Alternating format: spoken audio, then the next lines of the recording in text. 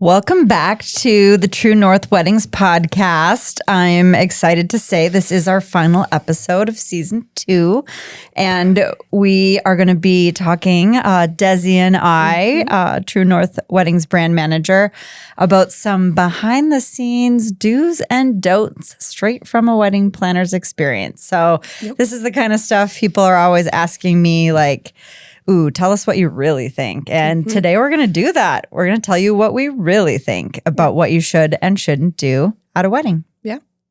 Let's do it. There's lots of them. We're going to focus on our 5 keys, but we had trouble narrowing down the list. So let's go. Welcome to True North Weddings, the podcast that helps you navigate an authentic path to your wedding day. I'm your host, Mariah McKechnie, and I'm excited to be your guide in finding your true north along the journey of wedding planning. Over the past 15 years, I've collected a wealth of wisdom and experience working with couples to not only plan an incredible wedding day, but also enjoy the process throughout the journey. I'm thrilled to have this podcast to share this knowledge with you. And on the pod, I'll feature love stories, interview wedding professionals, and give you my honest, unfiltered advice on how to follow your true north straight to the altar and enjoy every last minute of the party. So get ready for bold, beautiful, and inspiring real talk about real weddings and real challenges. Promise me you'll bring an open mind and heart as you listen. Your True North wedding is just ahead. Let's go.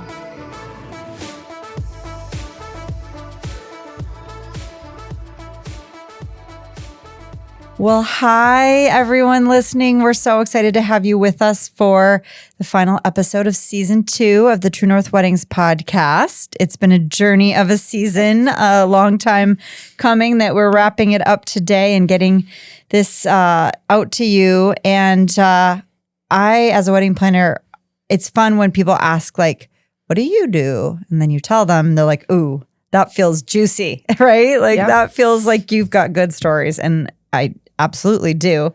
I hope to continue telling more of them on this podcast. But a lot of people want to know immediately, like, ooh, what's your do's and don'ts? So on today's episode, I've got Desi here with me, our brand manager, and we're going to share our top 5 don'ts and their do's associated that we have come up with as a solid list from our experience in wedding planning. Yeah. I feel like some of these are things that you don't necessarily think of too. It's like, oh, I never even thought of that. It's the things too that I think we experience even more than the couple realizes is going on because we're there sort of cleaning up after it per se.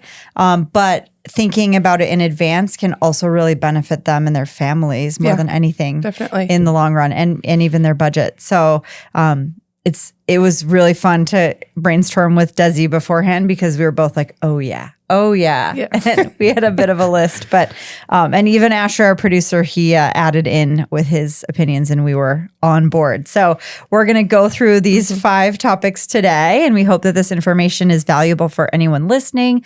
Also vendors, vendors listening to this, I think you'll both probably be nodding along and agreeing with us, but also maybe thinking about things in a little bit different way from a different perspective. Yeah.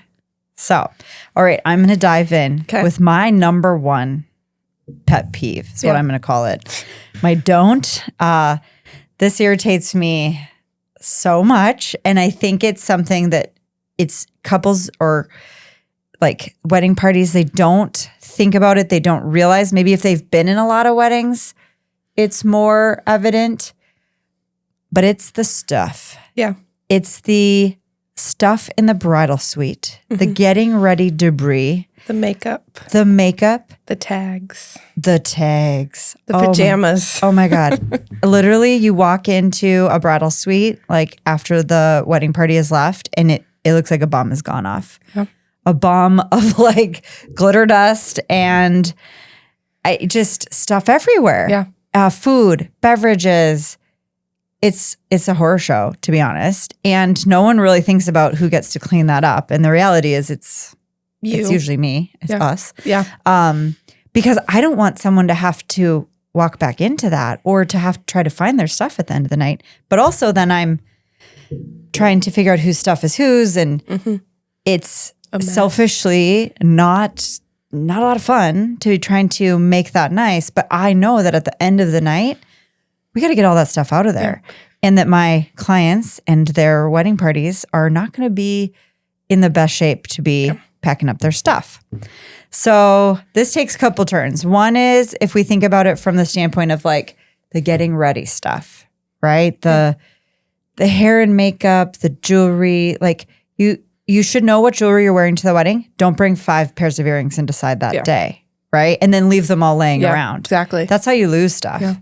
Don't, like take all the tags off stuff before you come for the wedding. Mm-hmm.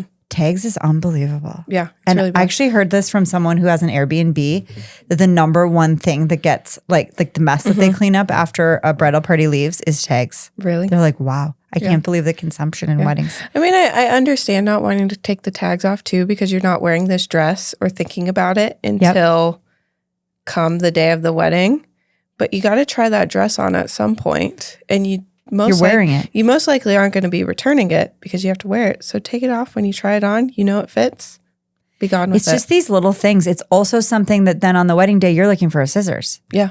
So it's one more thing that you have to worry about. Mm-hmm. And it's just funny. These are like funny little things that I don't know. I bet other vendors can relate to this, maybe photographers. They're trying to get a shot and the shot is just littered with stuff in the background. Our producer Asher is nodding along. The other side of this is so much food and beverage, excess of what anyone's really going to eat or drink. Yeah. Especially in a scenario where the venue doesn't provide it or the caterer doesn't provide it, you're bringing your own. Yeah. Just truckloads. Yeah. Truckloads of every Costco baked good under the sun and every meat and cheese and fruit tray. Yep, and they eat like a quarter of it. Yeah. And then it sits out. And at the end of the night, we're looking at each other like, we can't save this. Do we just throw this? Like, what do we do with this food? It's been sitting out all day. Mm-hmm. And people are going to eat like a quarter of what you bring in reality. Mm-hmm. So, I mean, I've seen like full buffets, crock pots, like massive quantities of food and beverage that just goes completely to waste. Yeah. And there was a lot of time and effort in producing all of that. And money. Bringing it there and money. So I just tell people like it is so much less than you think it's going to be. Yeah. Like you don't need world's largest cooler full of beverages. You're not going to go through all that. Mm-hmm. And the do there is if at all possible to route this through your caterer or venue, just do it. Yeah. Because they're going to bring a quantity that's more reasonable and they're going to clean it up afterwards. Exactly. So I love that. Something like at a Graceland ballroom, they offer a great package for getting ready. If you can afford it, which they don't allow outside food and beverage in, so you sort of need to do it this way. But it's so nice. It's so nice. They're coming, they're cleaning it up. It's not everywhere. I love that when I see that, that the client has added that to their package. Yeah. So you don't need that littering your photos or in the background or just creating that mess that is something else someone has to worry about. Because when you get to the end of the night and you've been drinking and dancing and you're exhausted from a long day, cleaning all that up, that's not what anyone wants to do. And you're probably going to lose something at some point. Oh my gosh, the lost things. Yeah. I could do a whole episode on things that have been lost, and I've spent the whole next day trying to get them back to their rightful owners. Yeah. Oh my gosh. Another thing, Desi, you brought up is excess paper goods. Yes. Over ordering. Yeah. Ceremony programs, you don't need a ton of those. You don't want to order 300 when you have 100 guests. If that even, not everyone's not going to want a ceremony program. They look beautiful, but not everyone's going to need them or want them. Even with paper goods, you get your wedding favors, the koozies, the snacks. Oh, the koozies. The koozies. I love the koozies, but you do not need. You don't need 250 of them. No. You don't need one per person. No, especially if you have kids going to the wedding. The kids are not going to take them. I have packed up boxes and boxes of koozies that weren't taken and put them, sent them with the bride and groom, just thinking, what are they going to do with these? The foam glow sticks for the dance floor. You don't need one for every guest there. The overestimation in ordering in weddings is massive. Yeah. save yourself the dollars and cut back on how much you think you need for sure. Same with the sparklers. Yes. You don't need one per person. No. They're not all going to be there at the end of the night. Boxes and boxes of sparklers. Yeah. So many programs thrown away. Yes. I just did a wedding last weekend and I can think about the stack of programs. Me too. And then I stand there awkwardly like, I don't even know what to do right now. And stationery these days is getting so expensive, especially if they're custom made on special paper, whatever it may be. It's those little things where if you're looking for ways to save, this is a great one. Yeah. Do a program on a sign. Yes. And skip the paper goods. If your heart is set on a paper program, just know you don't need one per person. Yeah. Same with menus. Maybe. All of this is really dollar saving. Yeah. Like at the end of the day, so much food, so much extra stuff. Like it's hard to be in our shoes and see the waste when we know what our clients have gone through to even put on the day and the overall expense of the wedding.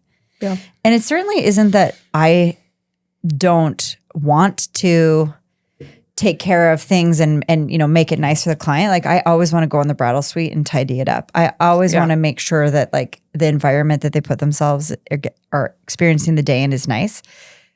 But it goes beyond a certain point where it's just a waste and loss.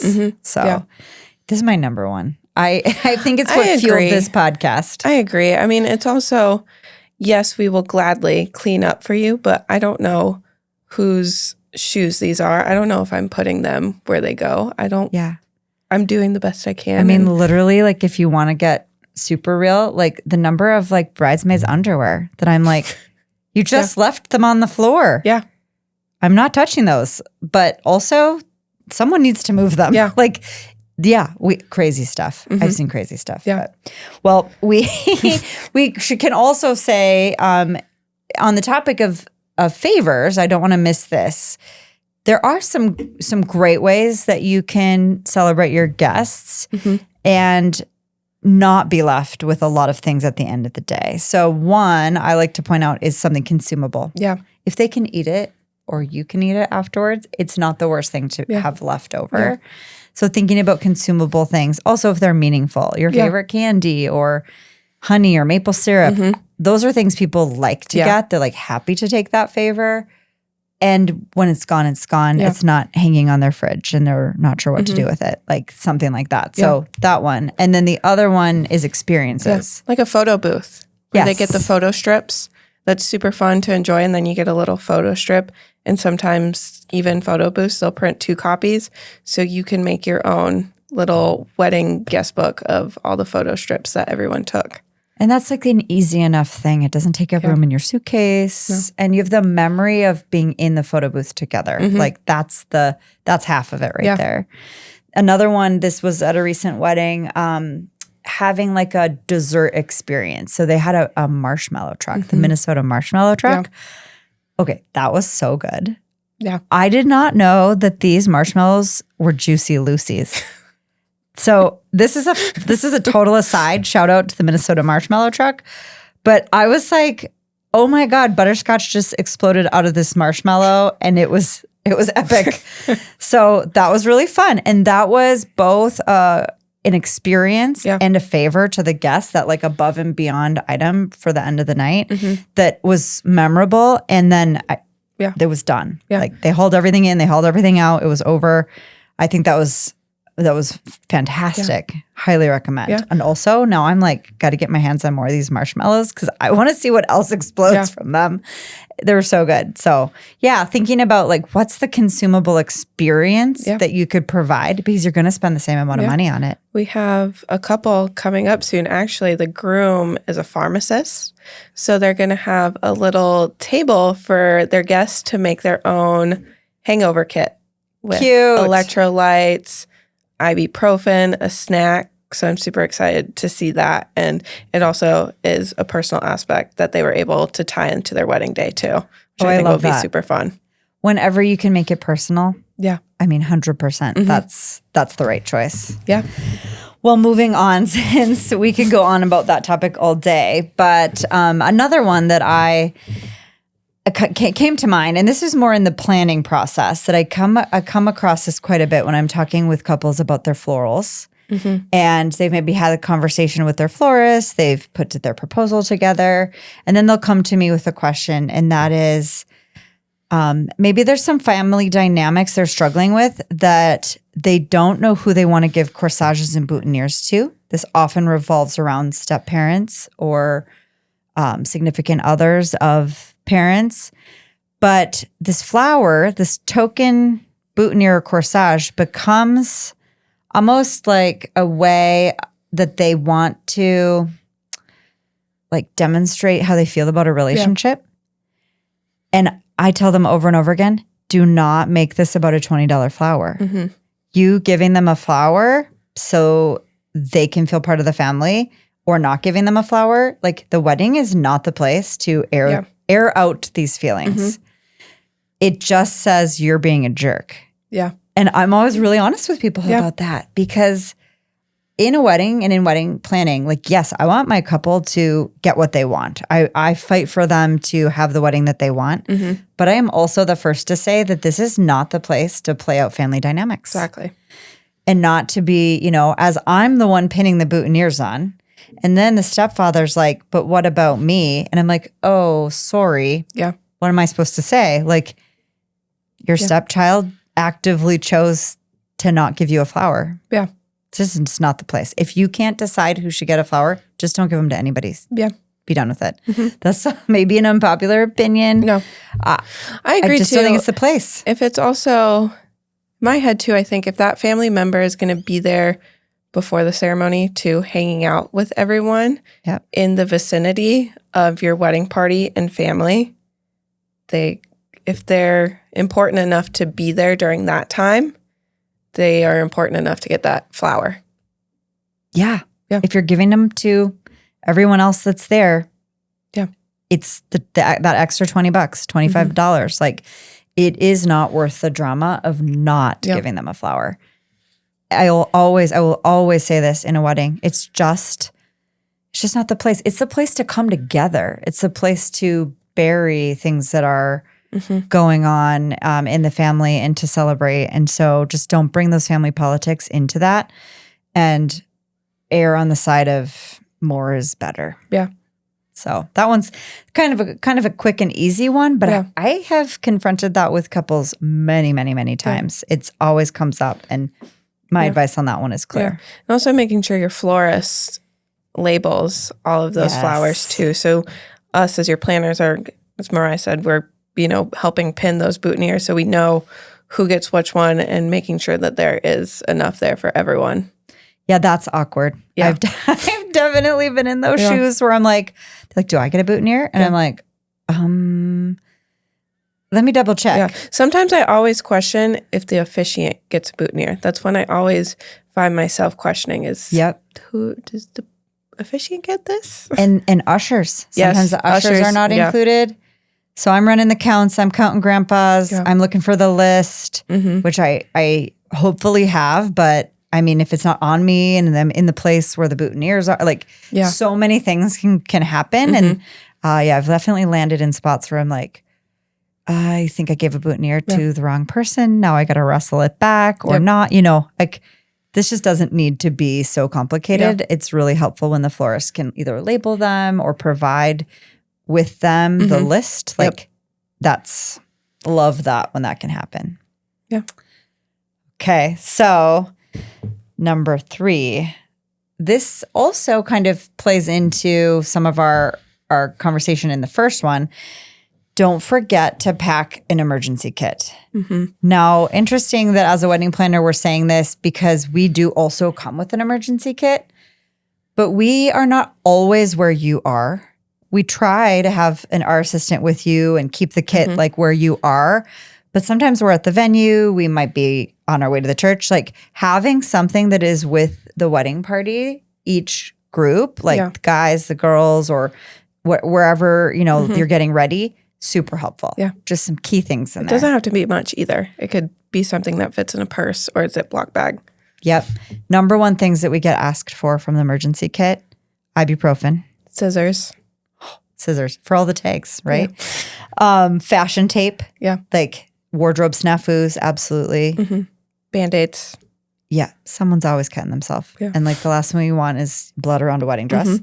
I'm trying to think. Bobby pins, safety pins. Yep, safety pins. That one, both of those are huge. I always have in the emergency kit a snack, like a protein bar. Yeah. That has saved the day many times because with all that food in the room, people still don't eat. And then they find themselves weak and in need of something. So that's a helpful. I always have water too. A little bottle of water. I always realize that the couple during pre-ceremony pictures, they're always like, "Oh, I'm thirsty." Give them a nice little sip of water and they're good to go. It's so helpful. Yeah. We did a wedding together and you saved the day with a tiny fan. Oh, yeah. And I went ahead and ordered myself a couple of those tiny fans. I forgot about my fan. Yeah. Just like a little USB charged fan from Amazon. I'm putting that in my emergency kit. Yeah. It's like so helpful. Extra phone chargers. Yeah.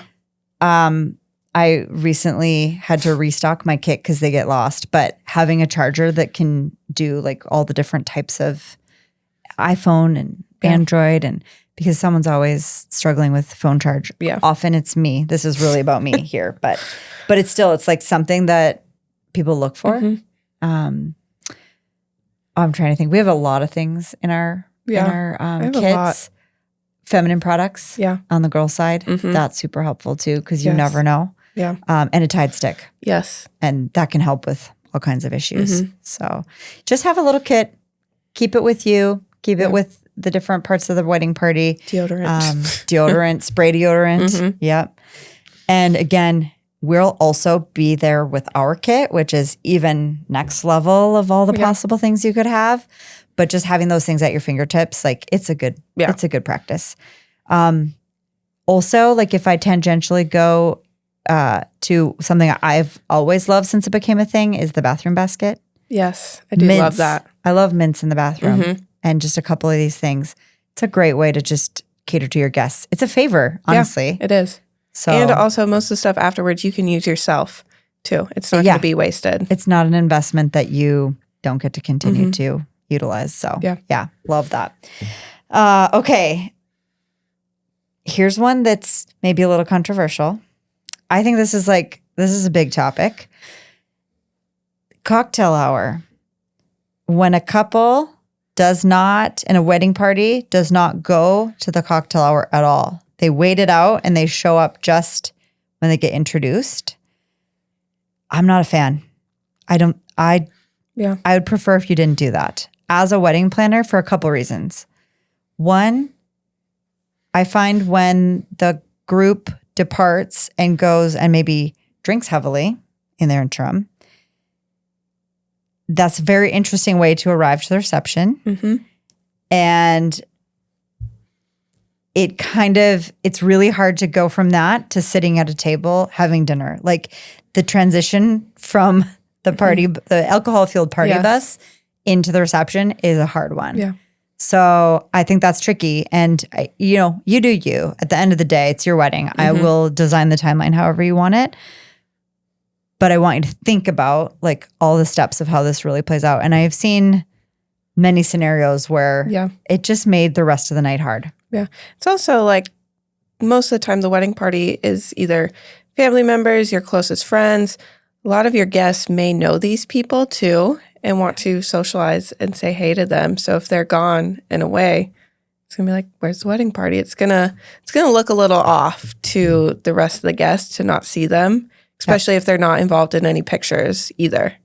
Well, that brings me to the reason, even more importantly, that I think that this isn't my favorite thing, is you have invited all these people to your wedding, many of which you maybe haven't seen and might barely see throughout the wedding weekend. Maybe they've traveled far.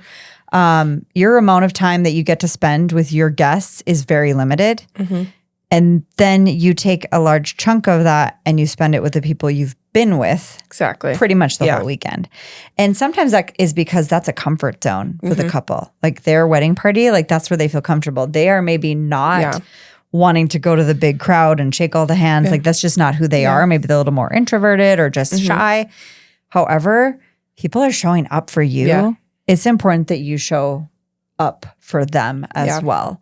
And I say this as a guest who I've been in the shoes of being at the wedding where I didn't see the bride and groom. And that felt like, wow, I've traveled all this way and like I never even saw them, or I barely saw them or talked to them.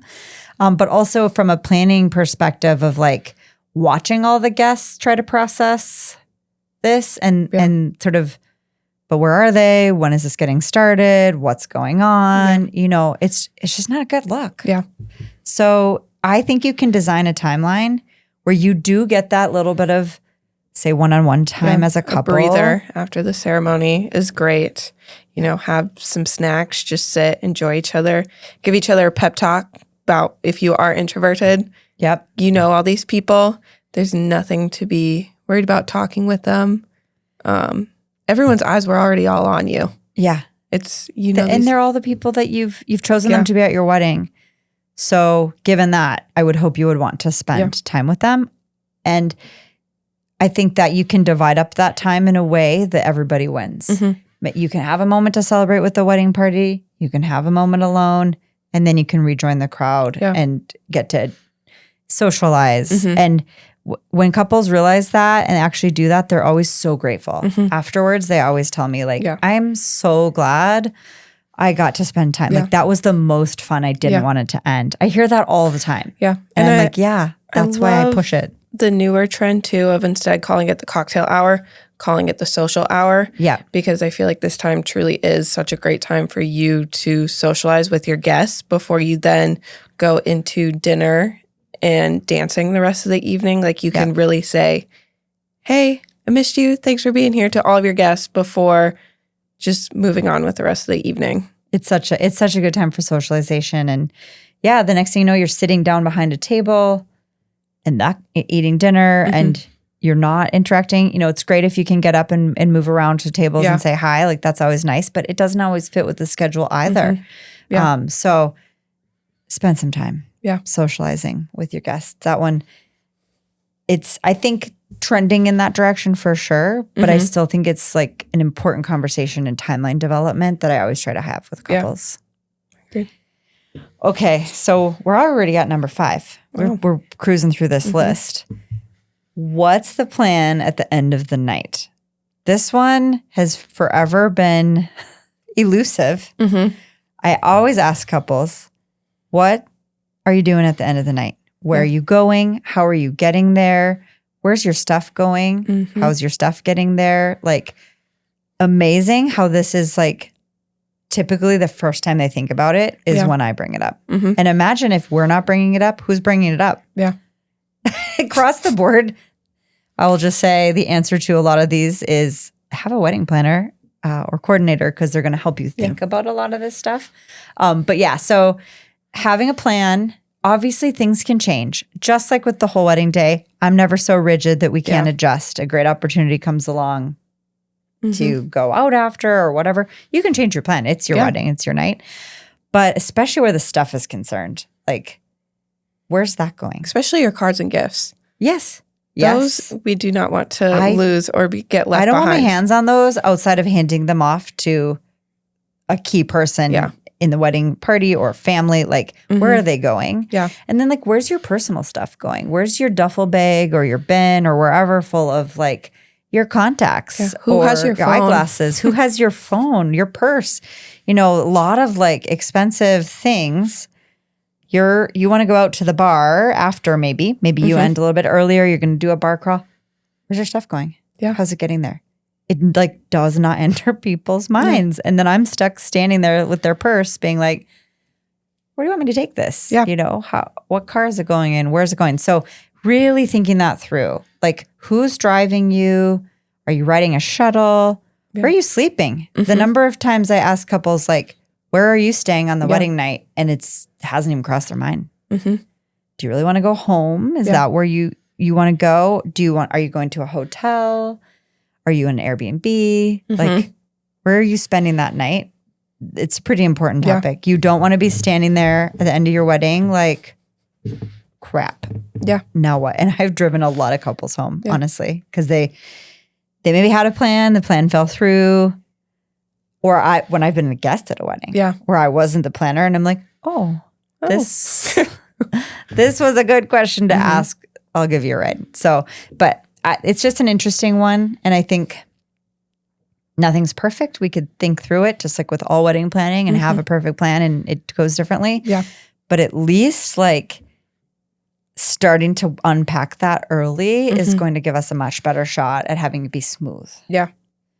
Where's the stuff going to go? Because you're going to haul all the stuff there, even though I told you not to. Where's it going to go? Needs a home. Yeah. And designating either a family member or friend to have all of that stuff go in their vehicle. Yep. So that you can, A, either go home or wherever you're staying, or B, go to a bar, whatever it is. So then you know it's in a safe space and they are now responsible for that stuff. Often it's a family member, a mom or dad. My heart goes out to them because at the end of a very long day, emotional day, where they've been around all their friends and family, I see these parents and they're like, I got to get the car. I got to load all the stuff. I just went through this with the families this weekend, like all the stuff loading in their vehicles, all the stress of that. And I mean, heaven forbid they wanted to have a good time and have a couple of drinks, but now they've got to deal with all the stuff. So just like thinking about that, like how can we simplify this? A, by having less stuff, and B, by really designating like the right person for the job. A couple other things on the leaving or the end of the night that we talked about. How do you feel about an exit? Like having a formal exit? I'm pro formal exit because for me personally, I think it's a great way for the bride and groom to just end the night and be done. Now it's their time to avoid that Minnesota goodbye because that's a real thing. You will get stuck there for 20, 30 minutes with the bright lights on, messy reception space, just saying goodbye to everyone. Whereas if you have that grand exit, whether it's a sparkler exit or you just leave in a car, you're gone. And that's that. And it's Get over. out of there and let us do the cleanup. Yeah. It just gets me when all of a sudden all the lights come on and then the couple's standing there and they have to see their beautiful reception is just, it's just done. Linen's coming off the tables. Yeah. I don't want you to have to see that. No. Let's get you out of there. Yeah. And it's hard. It's hard because a Minnesota goodbye, like you said, super real. Yeah. And not wanting it to end. Yeah. I remember my own wedding. I didn't want it to end. I didn't want to leave because then it was over. Yeah. And yet I was like, oh, I don't want to see the lights on. I'm out of here. Like I just leave on that high note, get whisked away. Yeah. That last dance is a time for things to just be pumped up. That's the last thing you want to remember and just get out of there. Get out of there. And then if everybody's planning to take your stuff and then you don't have to worry about that. Worked out. Yeah. You hop in a ride or go up to your room. Go to your room if you're in the same venue. Like, get out of there. Go in and just like let it all soak in and enjoy each other. And maybe have plans to see everybody and say your official goodbyes the next day. Like that's where the brunch comes in, right? Or a gathering after the wedding. So and I personally love because it's a whole kind of going back to the old fashioned or the just like the idea of the father of the bride movie with a little outfit to change into. Yeah. Like that's a fun way to do it too. Yeah. Like have a little something, cute little like tracksuit and shoes. Yeah. And I mean, I'm always looking for an outfit change, but that's just me. You can make it really fun like that. Yeah. And sometimes there are things like sparklers. Yeah. Pro tip on that, don't get the 36-inch sparklers that they recommend or that they sell for wedding sparklers, 24-inch max. Don't go the small ones, 12-inch. This is just like a sidebar pro tip. 24 is your perfect size. But even if you don't have all that fanfare, like just get whisked away. Yeah. Yeah. Love that. One more thing about the end of the night, and this again brings us full circle to my very first topic of the stuff. One thing that I remember from a wedding, this was quite a while ago, that I just thought, God, that was super smart. The bride gifted each bridesmaid, and I think the groomsmen party too, if I remember correctly, like a crate. It was like a wooden crate. I think it had a lid, but I just remember it being a wooden crate with their names on it. And that's where all their stuff went. And so it was really helpful because we know whose crate was who. Yep. Before the girls left for pictures, I just said, put everything in your crate. And then the crates got loaded up and taken to the hotel. halfway through the night, like that labeled specific bin. Maybe it's a duffel bag, maybe it's like a plastic tote, but it was specific by person and it was big enough to hold all their stuff. Yeah. I loved that. I was like, this is genius. And the bride had a really special one too. So I could put all of her things in there, her veil. I've also seen some really cute like trunks that are fun, but just like that labeled space for everybody to put their stuff. If I were getting married again, I'd be all about this tote I agree. experience. So full circle. It's about the end of the night because you've come through the whole day. Let's wrap it up cleanly. Yeah. Well, we've covered a lot. Yeah, that was a lot. I know. We could go on and on.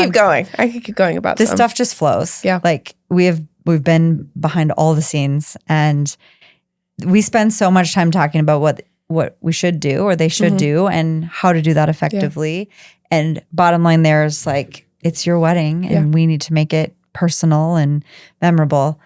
But just thinking through some of those like pro tip don'ts, I think can save a lot of nonsense. Yeah. On Save the time, money, nonsense, all of it. Well, this is a great place to end the second season of the True North Weddings podcast. I truly hope this has been helpful for anybody listening, be it a couple getting married or a vendor or friends or family that are part of a wedding that's coming up. Maybe you're a mother of the bride or groom. I really wanted to start this podcast to share all the knowledge that I've gleaned over 15 plus years of being in the wedding industry. And so I'm so happy you could join me today, Desi. And we're going to be back for season 3 before too long. And we'll be coming back at you with so many more episodes, interviewing vendors, talking about behind the scenes experiences. Maybe I'll tell some of my favorite stories. And I am looking forward to that. So in the meantime, if you find this episode helpful or think that someone you know might find it useful, please share it with a friend, like and share the podcast on whatever platform you're listening. And if you're willing to leave us a review, that would be super sweet. So really hoping to grow this as a way that we can absolutely support and help people in the wedding industry because that's certainly my passion. Yeah. Awesome. Thanks for joining us, and we'll see you in season 3. Thank you for joining me on another episode of the True North Weddings podcast. I hope today's conversation has filled your heart with inspiration and excitement for your journey down the aisle. Remember, love is the compass that guides us all, and I'm here to help you navigate that every step of the way. If you enjoyed today's episode, don't forget to subscribe, rate, and review us on your favorite podcast platform. And until next time, keep following your true north. And if you need a little bit more help along the way, you can always find me at truenorthweddingsduluth.com. Remember, just by listening to this podcast, you're already pointed in the right direction.